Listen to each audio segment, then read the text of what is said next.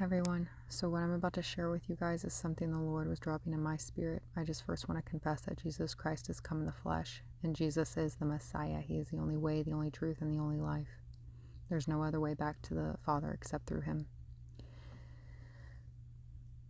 So the reason I have this on my screen right now is because a scenario the Lord was dropping in my spirit, and has been recently a lot lately, because I believe it's at the door. The trap that the enemy has laid for the Lord's people, which he has done in times past over and over again. We see it with Daniel and the lion's den. We see it with Meshach, Shadrach, and Abednego in the fiery furnace. We see it with the Jews and Esther. The enemy always sets up a trap for God's people, but the Lord always is faithful, and he delivers them because they obey him. They obey his commandments. They don't fear man, they fear God. They put their trust in the Lord, not in man. They don't fear man. And this is why it's so important to have a personal relationship with the Lord, because the more we know him, truly know him, the greater our faith is. And all throughout the history in the Bible, Meshach, Shadrach, and Abednego, Daniel, David, these men had a great relationship with the Lord. They knew their God, and they trusted him, and he delivered them when the enemy came in like a flood. The Spirit of the Lord lifted up a standard for them and delivered them. But it all comes down to a relationship with the Lord and building on the rock, which is Yeshua, Jesus Christ.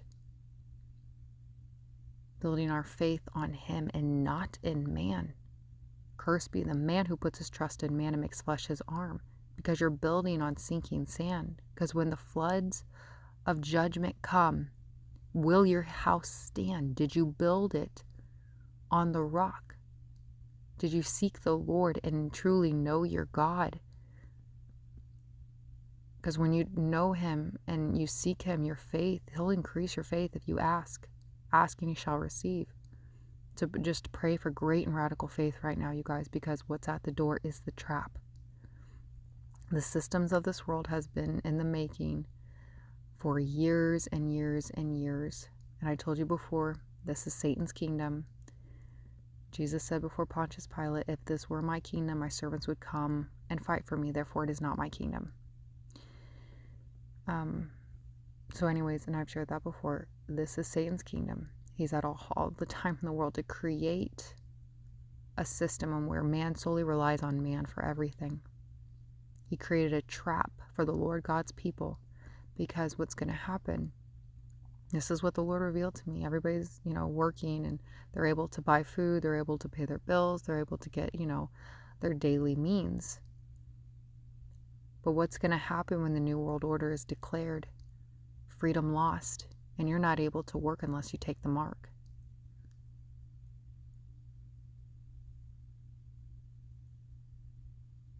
What's going to happen? Is your faith going to stand, or are you going to fall for the fear of man? Because that's what I understood in my dream when I had a dream about the New World Order. It was a new system, and when it was declared, I knew people were quickly adapting to the new system out of fear. The fearful and unbelieving. Your faith will be tried by fire. Do you truly trust the Lord for your provision, for everything? Or are you going to cave? Did you build on the rock, which is Yeshua, Jesus Christ, or did you build on sinking sand? Did you put your trust and faith in man? Or did you seek a personal relationship with the Lord in the secret place? And another part of the dream, when they declared the New World Order, it was the second part of the dream. I was in at the time I didn't know it was a camp, but now I know it's a camp that I was in. I was in a building, everything was metal. People were being dictated to, lined up, controlled. We had lunch times, we all had to sit down different times for lunch together. It was like how you would back in high school. And I overheard the leaders of the New World Order, and I heard them discussing how to enforce more control and to take away comforts. And, and I understood they were giving the mark of the beast out in the camps. And they were going to try to make it as uncomfortable as possible for people in these camps so that they would get so desperate that they would take the mark. All I'm going to say is do not take it. Do not take it. The Lord will deliver if you put your faith in the Lord. And not only deliver, but there will be martyrdom. There will be people that die for the name and the testimony of Jesus Christ of Nazareth. That's in Revelations. But death, where is your sting? Grave, where is your victory? After man can kill the body, but after that, they can't do anything else. So don't fear man. And this is where it's going to take great radical faith.